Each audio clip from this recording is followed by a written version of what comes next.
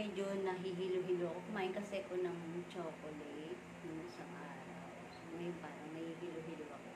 So, parang susumpungin ako ng vertigo. So, ang gagawin natin, kasi ito yung susumpungin ako ng, parang susumpungin ako ng vertigo. Ginagawa ko itong exercise na to para mabawasan yung hilo or minsan hindi matuloy. Pero habang ginagawa mo siya, parang nakakahilo. Pero pag yung after nun, mawawala na. So, una, etong hinuturo natin, tititigan mo siya dito. Susundan mo ng mata lang. Hindi mo isusunod ang ulo. Okay. So, una ganyan, titigan to.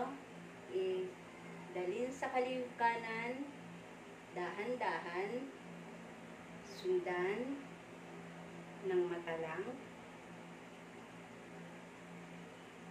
Pwede itong gawin ng 10 to 15 times ng paulit-ulit. At kapag nagawa mo na ng 10 to 15 times, pwede naman taas, baba, taas, baba. Medyo nakakahilo siya pag hindi ka sanay.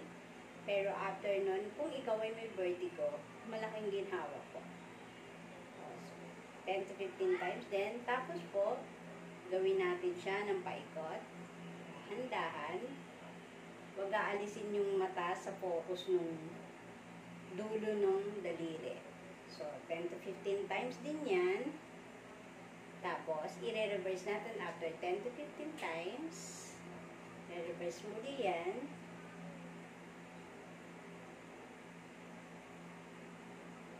Tapos, sa gitna ulit. So, yun lang po. Pero kailangan pag gagawin mo yan, dapat nakasandal ka, nakaupo ka ng maayos, nakasandal, kasi nga, baka may tendency na baka bigla ka talagang mahilo.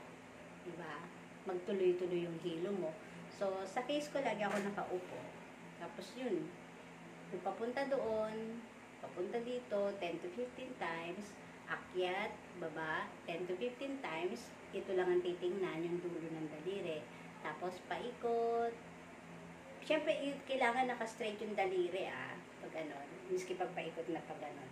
Susundan mo yung daliri mo, ng eyeball mo. Yan. Mata lang, huwag mo igagalaw yung ulo mo. Yan. So, yun. Marerelax ka. Kung talagang may vertigo ka, makakatulong sa iyo yun. Hindi ka magiging madalas ang pagsumpong.